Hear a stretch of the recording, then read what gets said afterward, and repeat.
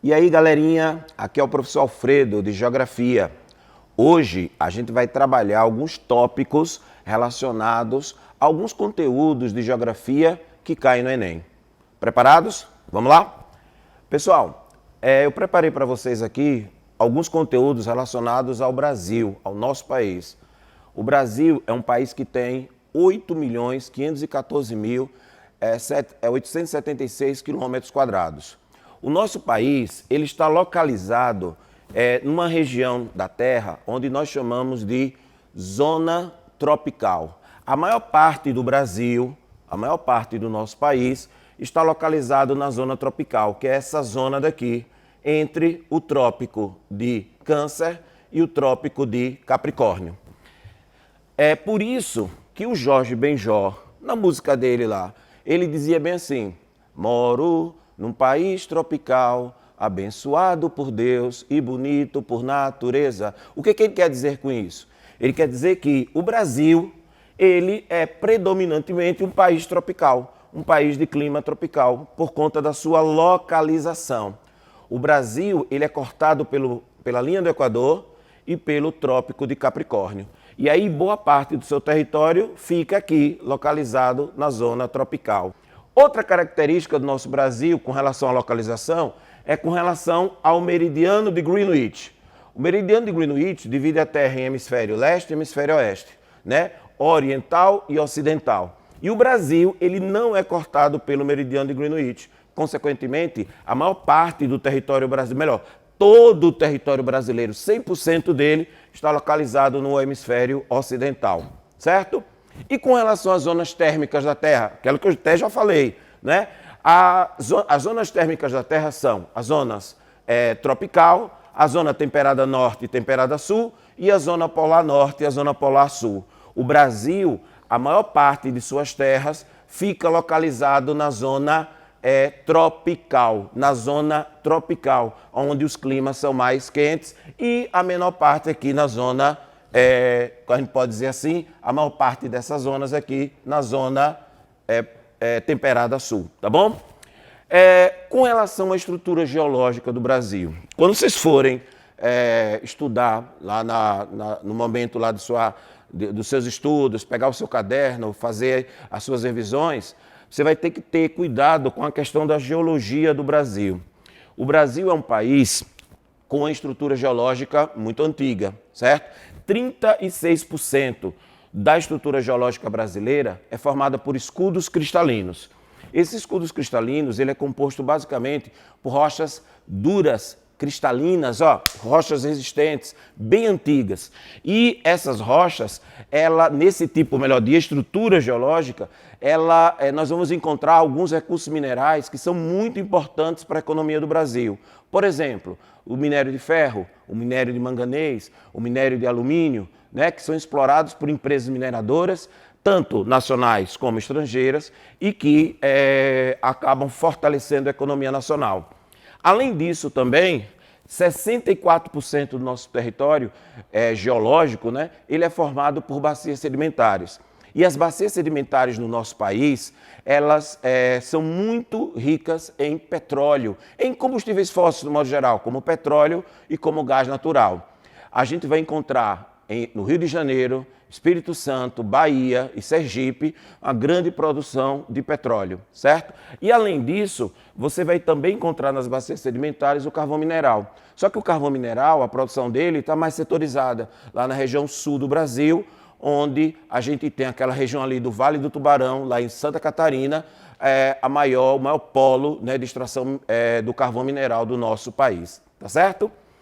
Quanto ao relevo do Brasil, quanto ao relevo do nosso país, nós podemos observar que quando vocês estiverem estudando em casa, pegando lá o seu livro de geografia, o caderno, as suas anotações, não esqueçam de estudar as classificações do relevo brasileiro.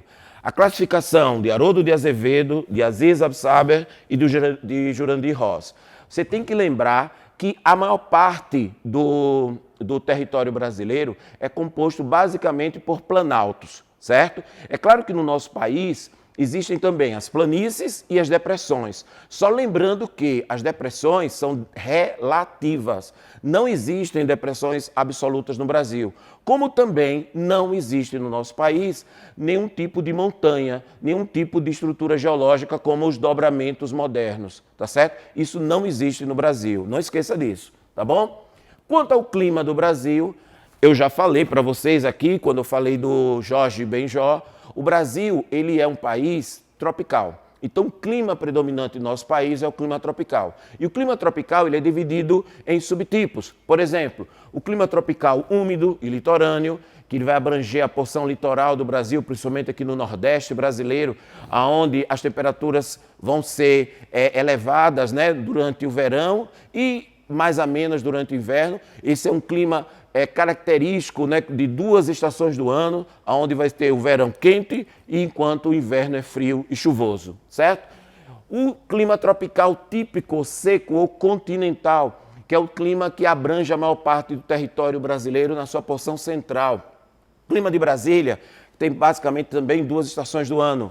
Uma, o verão, que vai ser chuvoso, e o inverno, que vai ser seco, tá certo? O clima tropical de altitude, ali nas regiões serranas da região sudeste do Brasil.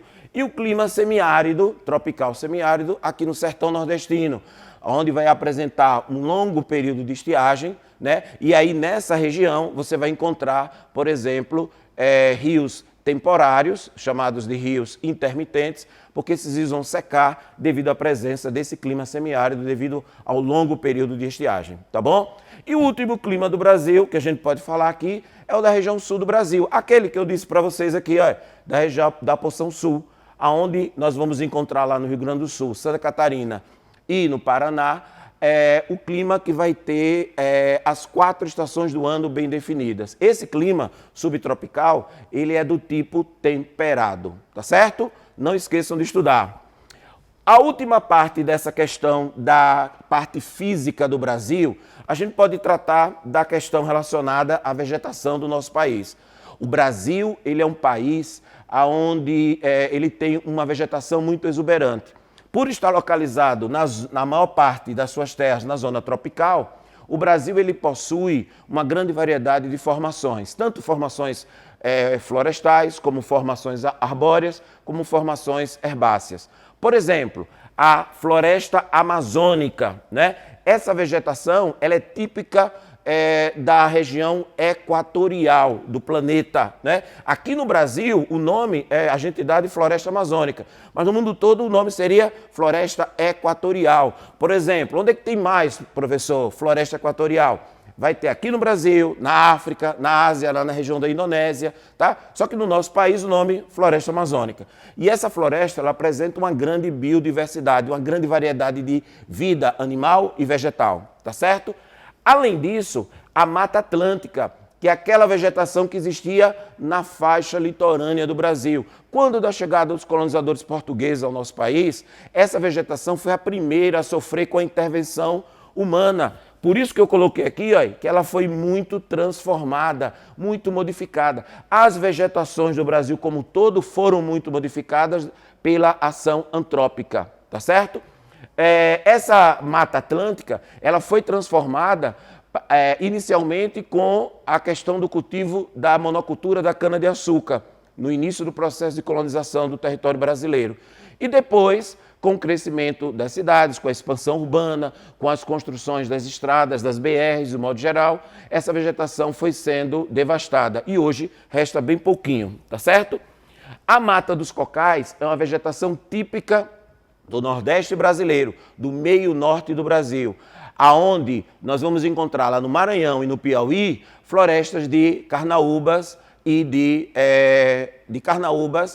de outras palmeiras que vão se apresentar nessa vegetação que é muito, muito importante e que só existe no Brasil. É a carnaúba e o babaçu, tá certo? A mata de araucárias é um tipo de vegetação presente no sul do Brasil. Essa vegetação só existe no nosso país.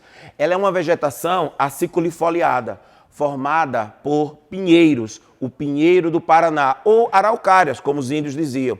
E essa vegetação foi muito transformada, né, a partir da questão do uso dessa vegetação para a extração da madeira, para a produção de papel e celulose, tá bom? O Cerrado brasileiro, vocês veem frequentemente, né, nos nossos telejornais, vocês observam a ação antrópica sobre o Cerrado. A pecuária e principalmente a agricultura da soja transformou muito o Cerrado brasileiro. Esse Cerrado, que hoje ele sofre, além dessa questão da intervenção humana com relação à agricultura e com relação à pecuária, mas hoje, principalmente com as questões relacionadas às queimadas, principalmente no período do inverno, no meio do ano, o Cerrado brasileiro ele sofre por conta da questão do clima tropical continental, tropical típico, onde o inverno é o período seco. Daí, muitas das queimadas que ocorrem nessa região são queimadas que são propositais, são provocadas pelo ser humano, tá bom? A caatinga é uma vegetação típica do semiárido nordestino. Essa vegetação é uma vegetação do tipo xerófita. O que é a vegetação xerófita, professor? É aquela vegetação que é adaptada à falta de água. Ela não precisa de muita água para sobreviver. No lugar de folhas, ela vai apresentar espinhos, né, para não perder água para a superfície. Além disso, também na caatinga a gente vai encontrar, além dessas plantas, né, cheias de espinhos, que nós chamamos de cactos, né, as chamadas cactáceas, nós também vamos encontrar aqui no Cerrado plantas decíduas e semidecíduas. Professor, o que são plantas decíduas? São plantas que vão perder as folhas durante um período do ano. E qual é esse período? É o período da estiagem. Quando vem o período de estiagem, a algaroba, o juazeiro, o umbuzeiro, ele perde suas folhas.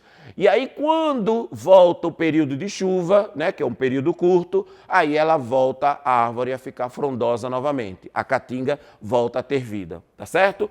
Os pampas é uma vegetação herbácea, típica do sul do Brasil, que não vai abranger só aqui a região sul do Brasil, mas principalmente ali a região do Rio Grande do Sul, mas também vai abranger Uruguai, Argentina, parte do Paraguai, e esse tipo de vegetação ela é formada basicamente por gramíneas. Daí, quando você lembra do Rio Grande do Sul, você lembra logo do churrasco gaúcho, não é isso?